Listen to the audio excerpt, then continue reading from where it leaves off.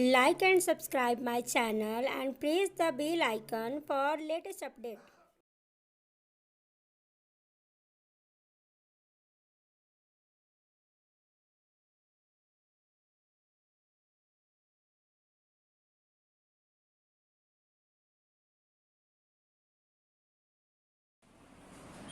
Good morning students.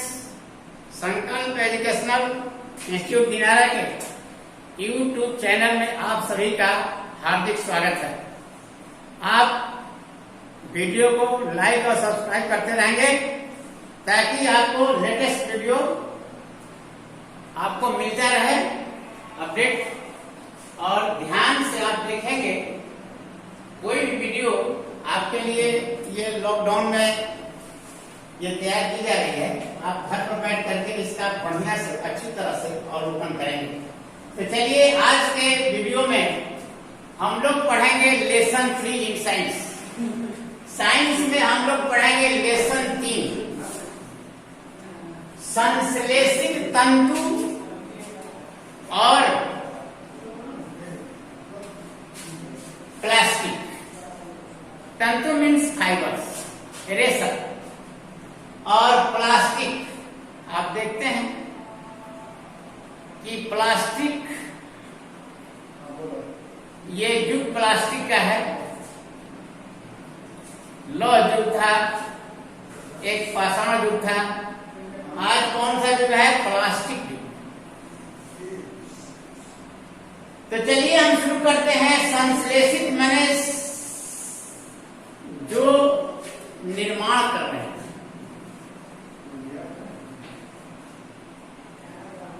सबसे पहले प्रारंभिक में आज मानव जो जंगलों में रहते थे, सभ्यता का ज्ञान नहीं था, लेकिन धीरे धीरे वे पेड़ के पत्ती के द्वारा अपने वस्त्र को ढकने का काम करते थे। प्री हिस्ट्री बता रहे हैं। धीरे धीरे उन्हीं के पेड़ पौधों से ही ये अपने अंगों का ढकने का काम करते थे। लेकिन इसके बाद वे अपने अंगों को ढकने के लिए कपड़े का इस्तेमाल करना शुरू। तो कपड़ा पहले प्राकृतिक रेशों से, कपड़े के रूप में प्राकृतिक रेशे और संश्लेषित तंतु। प्राकृतिक और संश्लेषित जो प्रकृति में उपलब्ध है, जैसे कपास प्राकृतिक रेशा, उसका इस्तेमाल। लेकिन जो संश्लेषित तंतु हैं, जो रेशे नेचुरल हैं, जो प्रकृति में उपलब्ध है, उसको कहेंगे प्राकृतिक। लेकिन जिनको हम बनाते हैं वो होते हैं संश्लेषित। अब एक शब्द आता है बहुलक, ध्यान दीजिएगा। पॉलीमर कहते हैं इसको। पॉलीमर का मतलब क्या है? पॉली माने बहु होता है, मर अणु, बहु से अणु जब एक साथ मिलते हैं, एकलक और बहुलक, ध्यान दीजिएगा। एक अणु एकलक हो गया और वही अणु जब मिल जाता है तो क्या बनेगा? बहुलक। यानी बहुलक वह विशाल अणु है जो अनेक छोटी इकाइयों, जिन्हें एकलक कहते हैं, मिलकर बना होता है। बहुलक क्या है? पूछा सकता है। What do mean by polymer? Polymer किसे कहते हैं? बहुलक किसे कहते हैं? तो आपको कहना होगा कि बहुलक वह विशाल अणु है जो अनेक छोटी अणु एकलक, छोटी इकाई एकलक से मिलकर के बना। जैसे एग्जाम्पल आप ले लीजिए पॉलीथीन का। पॉलीथीन कैसे बनता है? इथिलीन के बहुत से अणु जब आपस में बहुलीकृत होते हैं एक साथ, तो क्या बनता है? पॉलीथीन। एथिलीन, एथिलीन के बहुत से अणु, एथिलीन के बहुत से अणु, जैसे आप देखिए एथिलीन का सूत्र होता है C2H4, इसको क्या कहेंगे? Ethylene. Ethylene n number of ethylene, n number जब एक साथ मिलेंगे तो क्या बनेगा? पॉलीथीन। दे पॉलीमराइज टुगेदर, यानी एथिलीन एकलक पर इसके एन नंबर में बहुत से, अब एन पता नहीं कितना नंबर है, लेकिन बहुत ज्यादा संख्या में जब इनको एक साथ बहुलीकृत कराया जाएगा, बहुलीकृत, बहुलीकृत, पॉलीमराइज, पॉलीमराइज, पॉलीमराइज, बहुलीकृत, तो क्या बनेगा?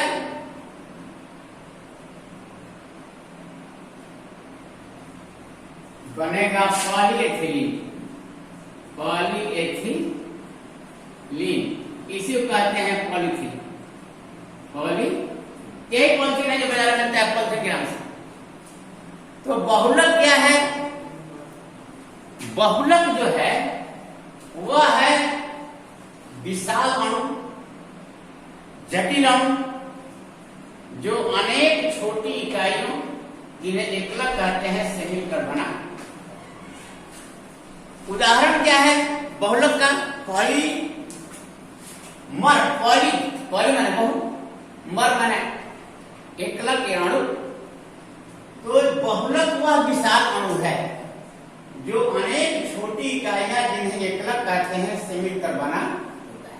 जैसे पॉलीथीन, अभी एग्जाम्पल हमने बताया पॉलीथीन कि एथिलीन के बहुत से अणु आपस में बहुलीकृत होते हैं तो क्या बनता है? पॉलीएथिलीन।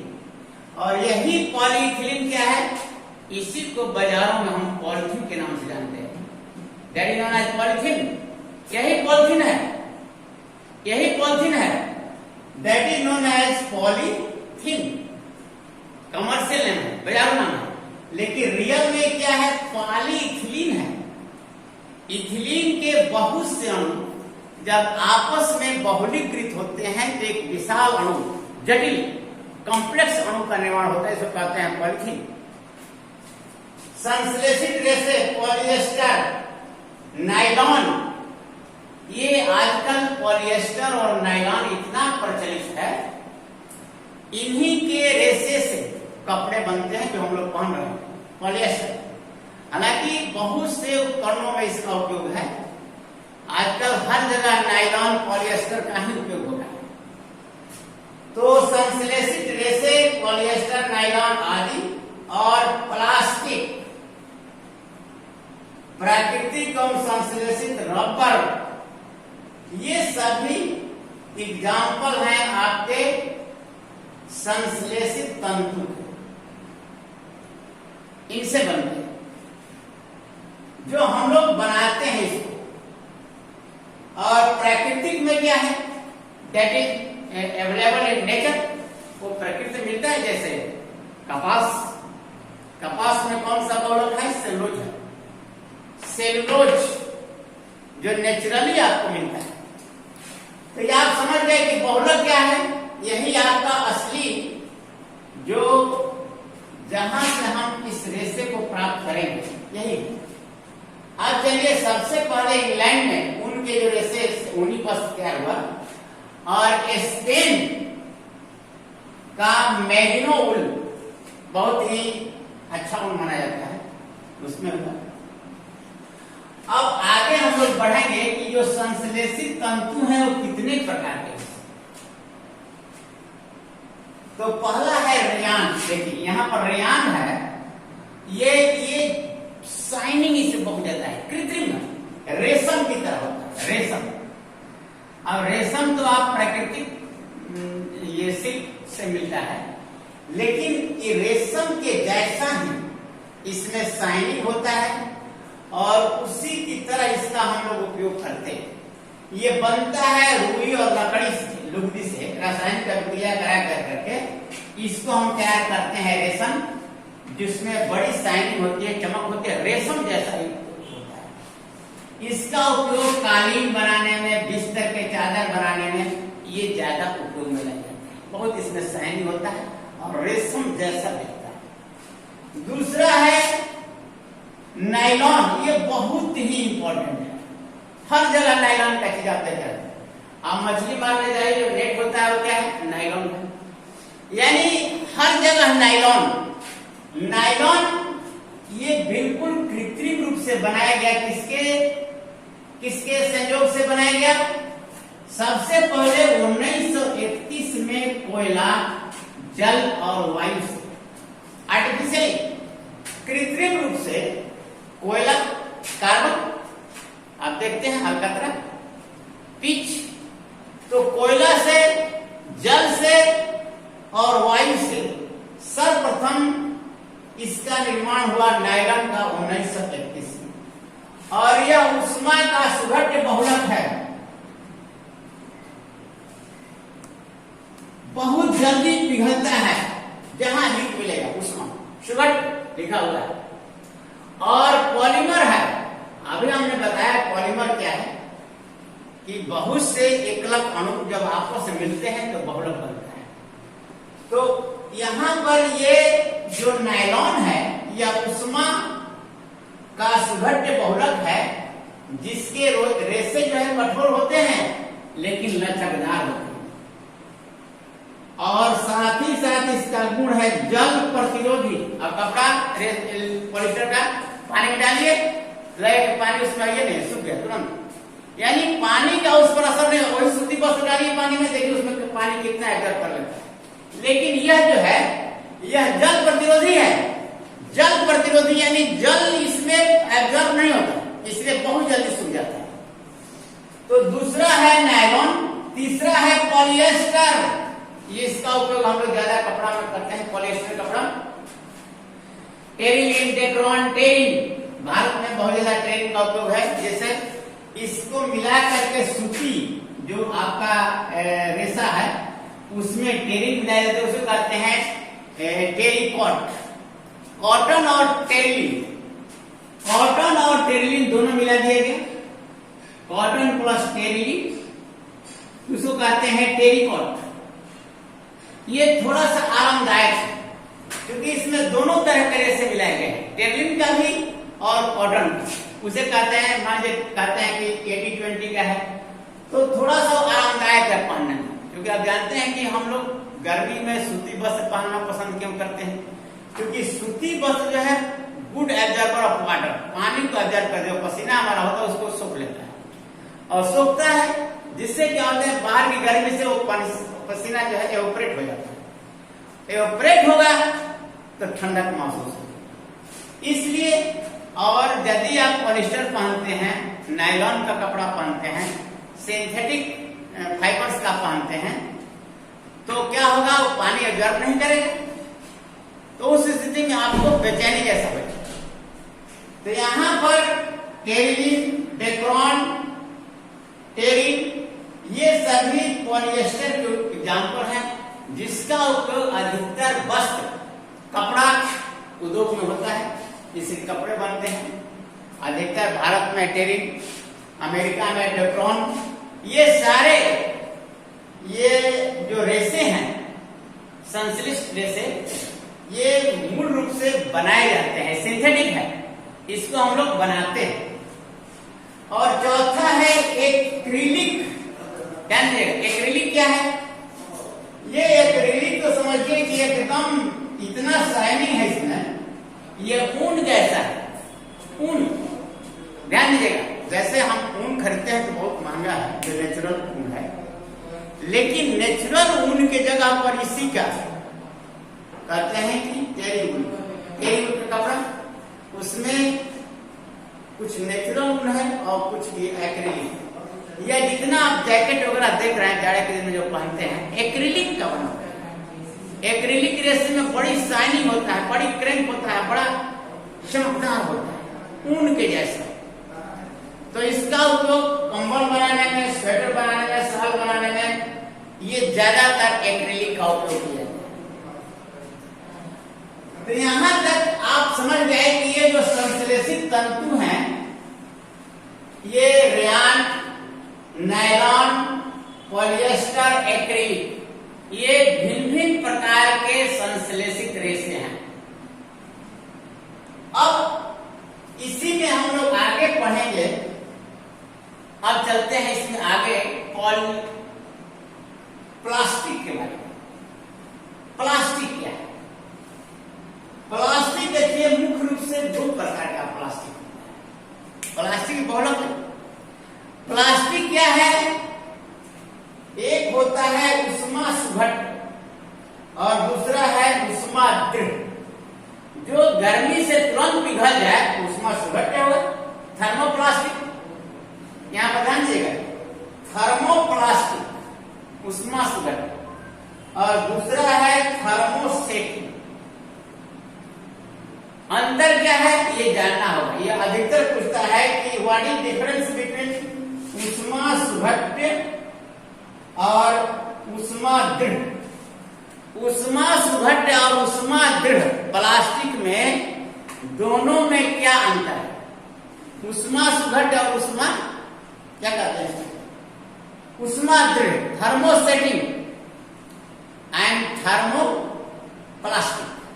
बहुत सिंपल अंतर है कि थर्मोसेटिंग का अर्थ है, थर्मोसेटिंग का अर्थ है कि एक बार गर्म किए पिघला और जिस इच्छित आकार में उसको हमने ढाल लिया, अब फिर गर्म करना चाहेंगे तो अब पिघलेगा नहीं। एक बार गर्म करके जिस इच्छित आकार में हम उसको ढाल लेते हैं, पुनः बार बार गर्म करने पर वो पिघलेगा नहीं। एक बार जब सेट हो गया, इसीलिए इसका नाम है थर्मोस का मतलब होता है हीट, सेटिंग का मतलब बिल्कुल फिक्स, सेट कर दिया आपने। तो जब उष्मा से एक बार पिघला करके हमने बिल्कुल सेट कर दिया उसको, जिस आकार में ढालना है उस आकार में हमने ढाल लिया, तो हो गया थर्मोसेटिंग। हो गया। अब पुनः चाहेंगे कि पिघला करके हम दूसरे आकार में ढाल लें तो नहीं होगा। ठीक है, तो क्या कहेंगे इसको? थर्मोसेटिंग। यानी गर्म करने पर अत्यधिक मुलायम नहीं होती है और एक बार इच्छित आकार में ढाल सकते हैं, एक बार, फिर दोबारा नहीं। अब देखिए, जैसे जितना मोटरसाइकिल का जितना पार्ट हार्ड बन रहा है, देखिएगा बेकेलाइट एग्जाम्पल है, ध्यान दीजिएगा, बेकेलाइट, मेलामाइन, बेकेलाइट और मेलामाइन, ये इसका एग्जाम्पल है उष्मा दृढ़ का, थर्मोसेटिंग का। और दूसरा जो है उष्मा सुघट, ये गर्म करने पर एक बार गर्म करेंगे पिघल जाए, फिर जिस आकार में ढालना होगा ढाल लेंगे, फिर उसको पिघला देंगे, फिर दूसरे जिस आकार में मन करेगा उसमें ढाल लेंगे। यानी यह जो है इतना मुलायम हो जाता है गर्म करने पर, इसको इच्छित आकार में जब चाहे तब इसको गर्म करके हम पिघला सकते हैं। इसीलिए जितना आप देख रहे हैं पीवीसी जूता प्लास्टिक का जो है, पीवीसी का, देखिएगा ले जाता है, फिर उसका रिसाइकलिंग हो जाता है। जितना प्लास्टिक का चीज है जो पिघलने वाला है, ध्यान दीजिएगा, और बड़का बड़का काला वाला जो ले जाएगा तो नहीं लगेगा, कहें कि पिघलेगा ही नहीं। लेकिन ये आपका जूता पीवीसी का बना हुआ है या पॉलिथीन है, ये सब ले जाता है पिघलाने के लिए, और पिघला करके फिर इससे दूसरा इसका रिसाइकलिंग हो जाता है। इसका रिसाइकलिंग हो जा रहा है पुनः चक्र, तो जो टूट गया प्लास्टिक, अगर उसको हम पिघला करके मुलायम कर करके पुनः दूसरे आकार में ढाल लेते हैं, उसको पिघला सकते हैं आसानी से और इच्छित आकार में पुनः ढाल सकते हैं, जितना आपको जरूरत है, जिस तरह का आकार बनाना हो। जो चीज बनाना हो उस आकार का आप पुनः गर्म करके तो उसको पिघला करके बना सकते हैं, तो उसको कहेंगे थर्मोप्लास्टिक। ये ऐसा प्लास्टिक है कि गर्म करने पर ये तुरंत पिघल जाता है और अत्यधिक मुलायम हो जाता है और ठंडा करने पर पुनः क्या हो जाएगा, कठोर। ध्यान दीजिएगा, गर्म करने पर मुलायम हो जाएगा, लेकिन जब ही ठंडा करेंगे तो ठंडा हो जाएगा तो पुनः क्या हो जाएगा, कठोर। आप देखिएगा जितना छोटा छोटा फैक्ट्री है दिल्ली वगैरह में जाइएगा गाजियाबाद, तो हर प्लास्टिक का जितना खिलौना बन रहा है देखिएगा, उसका डाई रहता है और उसमें छोटा छोटा प्लास्टिक करके रखा रहेगा, हीट देगा, पिघलेगा, उसमें गिरेगा। आकार सांचा बना हुआ है टाइप का, और गिरा और तुरंत उसको ठंडा किया और तब खोला उसको, एकदम आकार सांचा बन गया उसका, जैसा आकार का रखा सांचा है। इस तरह से आप जो है उसमें अपने इच्छा अनुसार पिघला कर करके आप नए नए चीज बना सकते हैं प्लास्टिक को पिघला कर। तो उसको क्या कहेंगे, उसको कहेंगे थर्मोप्लास्टिक्स, जिसको आसानी से गर्म करने पर मुलायम हो जाए और ठंडा करने पर वो क्या हो जाए, गर्म करने पर मुलायम हो जाए और ठंडा करने पर क्या हो जाए, पुनः कठोर। ठंडा करने पर क्या हो जाए, पुनः कठोर। ठंडा करने पर पुनः कठोर हो जाए। तो चलिए, ये प्लास्टिक दो प्रकार का हो गया, थर्मोसेटिंग और थर्मोप्लास्टिक। अंतर क्या है कि थर्मोसेटिंग जो है एक बार जिस इच्छित आकार में आपने ढाल लिया अब दोबारा नहीं होगा, और थर्मो प्लास्टिक जो है यह गर्म करने पर पिघल जाता है और इसको गर्म कर करके हम अपनी इच्छा अनुसार जो आकार में हमको ढालना होगा, जो चीज बनाना होगा, इससे हम बना सकते हैं। अब देखिए, प्लास्टिक ऐसा है, अभी हमने बताया ना कि प्लास्टिक युग है, लेकिन प्लास्टिक अभी कितना हमारे लिए हानिकारक है, ये बहुत ही खतरनाक है। ध्यान दीजिएगा, अभी आप देखे होंगे कि सिंगल यूज प्लास्टिक को एकदम हटा देना है। यूज एंड थ्रो जो करते हैं हम, गिलास पीते हैं पानी के लिए, चूंकि ये जल्दी सड़ता ही नहीं है, माने ये डिग्रेड नहीं होगा। अब जानते हैं कि दो प्रकार की वस्तुएं हैं, एक डिग्रेडेबल बायोडिग्रेडेबल और दूसरा नॉन बायोडिग्रेडेबल। जैव निम्नीकरणीय और दूसरा है अजैव निम्नीकरणीय। अजैव निम्नीकरणीय, तो जैव निम्नीकरणीय का मतलब होता है कि वह पदार्थ जिस पर जीवाणु क्रिया करके उसको अपघटित कर दे, टूट जाए, तो उसको क्या कहेंगे, यानी जिसका निम्नीकरण हो जाए। किसके द्वारा, जीवों के द्वारा, अपघटक के द्वारा, जीवाणु के द्वारा, उसको क्या कहेंगे, जैव निम्नीकरण। और जो अपघटित नहीं होगा, जिनका अपघटन नहीं होता है, जिनका निम्नीकरण नहीं होता है, उसको क्या कहेंगे, अजैव निम्नीकरण।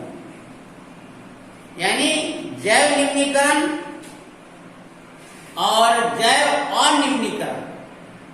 जैव अनिम्नी लग जाएगा, निम्नीकरण जो है तो ठीक है, निम्नीकरण का मतलब वो टूट जाएगा। लेकिन अगर हम कहते हैं कि जैव अनिम्नीकरण, अनिम्नीकरण का अर्थ है कि वह टूटेगा नहीं।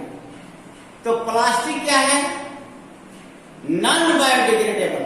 याद रखिएगा, बायोडिग्रेडेबल जैव निम्नीकरण करण, यानी बायोडिग्रेडेबल, डिग्रेडेबल। और दूसरा है जैव अनिम्नीकरण, अनिम्नीकरण यानी नॉन बायोडिग्रेडेबल। Non biodegradable. अजैव, जैव निम्नीकरण और जैव अनिम्नीकरण। बैक्टीरिया के प्रभाव से जिसका निम्नीकरण नहीं होगा उसको कहेंगे जैव अनिम्नीकरण, और जिसका निम्नीकरण हो जाएगा उसको क्या कहेंगे? अजैव निम्नीकरण। प्लास्टिक का क्या होता है? ये जैव अनिम्नीकरण है, इसका डिग्रेडेशन नहीं होगा। तो जो चीज सड़ेगा, गलेगा नहीं, टूटेगा नहीं, अपघटित नहीं होगा, तो क्या होगा? वो हमारे यहाँ उसका भंडार लगने लगेगा। हम मान लीजिए कहे थे कि प्लास्टिक इतना खतरनाक है कि जैसे कोई मवेशी खा गया, प्लास्टिक में हमने सब्जी रखा, डाल दिया, खाना खाए, सब्जी उसी प्लास्टिक में फेंक दिए। अब क्या होगा? प्लास्टिक को उसको जंतु खा जाएगा क्योंकि उसमें सब्जी लगा हुआ है, उसके शरीर के अंदर जाएगा, वो उसी तरह से रहेगा, उसका डिग्रेडेशन नहीं होगा, उसका निम्नीकरण नहीं होगा, तो क्या होगा? वो जंतु मर सकता है। तो प्लास्टिक ये हमारे लिए बहुत ही हानिकारक है। इसीलिए ये अब प्लास्टिक जो वन यूज प्लास्टिक है, इस पर प्रतिबंध लगाया गया है। आप देखेंगे बाजारों में पॉलिथीन पर एकदम प्रतिबंध, ताकि यह जैव अनिम्नीकरणीय पदार्थ है, जिसका निम्नीकरण नहीं होता है। ये हमारे यहाँ काफी प्रदूषित करेगा, प्रदूषण फैलाएगा, क्योंकि इसका निम्नीकरण होता ही नहीं। जब तक से डिग्रेडेशन नहीं होगा, जब तक से निम्नीकरण नहीं होगा, तब तक से वातावरण में वो पुनः उसका रिसाइकलिंग नहीं होगा। जब रिसाइकलिंग नहीं होगा तो क्या होगा? वो पुनः लौट करके वातावरण में आएगा नहीं, क्योंकि हर चीज रिसाइकलिंग जब हो जाता है तो पुनः वो वातावरण में चला जाता है। और रिसाइकलिंग करने वाला कौन होता है? पुनर्चक्रण करने वाला कौन जीव है? बैक्टीरिया, कवक। ये दोनों अपघटक हैं जो उनको तोड़ करके क्या करते हैं? वायुमंडल में पुनः उसको लौटा देते हैं, वायुमंडल में चला जाता है। इसलिए प्लास्टिक और पर्यावरण दोनों का बहुत बड़ा ये संबंध है कि प्लास्टिक से पर्यावरण में क्या हो रहा है? प्रदूषण हो रहा है। इसलिए सरकार भी इस पर काफी सक्रिय है कि वन यूज प्लास्टिक पर बिल्कुल प्रतिबंध लगाया जाए, इसको रोका जाए, ताकि यह पर्यावरण को क्या कर रहा है? प्रदूषित कर रहा है। ये प्लास्टिक युग है, हर चीज आप देख रहे हैं कि प्लास्टिक मिल रहा है, लेकिन इससे अब हानि हमको ज्यादा महसूस होने लगा। अब ये इससे हानिकारक प्रभाव इसका ज्यादा दिख रहा है, इसलिए अब ज्यादातर यह कोशिश हो रही है कि प्लास्टिक का यूज जो है कम किया जाए। आप पढ़े हैं कि कैसे इसको कम कर सकते हैं। इसका मेथड है 3RS: reduce, recycle and reuse. 3 method है: रिड्यूस, रिसाइकल एंड रीयूज, यानी 3RS। 3RS का मतलब है reduce, recycle and reuse. Reduce का मतलब है इसका उपयोग कम कीजिए, बिल्कुल कम, रिड्यूस कर देना है। दूसरा रिसाइकल का अर्थ आज हमने बताया कि जितना जूता चप्पल प्लास्टिक आप पहनते हैं, पीवीसी का बना हुआ है, वो सब देखिए कलेक्ट करके ले जाता है और फिर उसको गलाता है और फिर उससे नया नया चीज बनाता है। यानी वह प्लास्टिक जो टूटा हुआ प्लास्टिक है उसका क्या हो रहा है? रिसाइकलिंग, पुनः चक्रण। और रीयूज क्या है? जैसे मान लीजिए कोई आप घर में प्लास्टिक का कोई कंटेनर लेकर के आए, घी लेकर के आए, डालडा मान लीजिए, काम हुआ, लेकिन फिर उसको आपने रख लिया घर पर और उसमें अनाज रख रहे हैं, तो क्या हो रहा है? उसका रीयूज हो रहा है। तो इस आधार पर हमको प्लास्टिक के चीजों पर इस पर ध्यान देना है कि उसका हम उपयोग बहुत कम करें। धीरे धीरे क्या होगा कि इसका मैन्युफैक्चरिंग बनाना कम हो जाएगा हम जितना है उसी में काम चलाएंगे, उसी को कम करेंगे।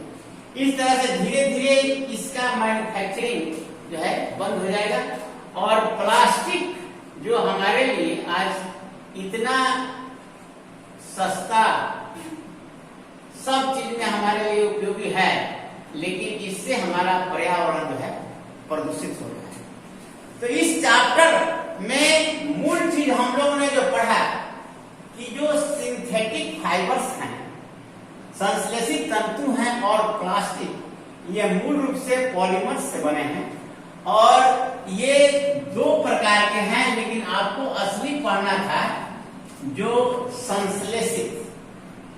प्राकृतिक जो रेशा है वो तो नेचुरली मिल रहा है, लेकिन जो हम बनाते हैं रेशा विभिन्न पदार्थों से, उनके क्या उपयोग हैं, जैसे रेयन, नायलॉन, पॉलिएस्टर, एक्रिलिक और प्लास्टिक, ये सभी संश्लेषित ये तंतु होते हैं, फाइबर्स होते हैं, उन्हीं से ये सारे चीज बनते हैं जो हमारे लिए काफी उपयोगी सिद्ध हुए हैं। तो ये चैप्टर में पूरा आपने पढ़ा सिंथेटिक फाइबर्स और प्लास्टिक के बारे में। इस तरह से ये चैप्टर आज समाप्त हुआ।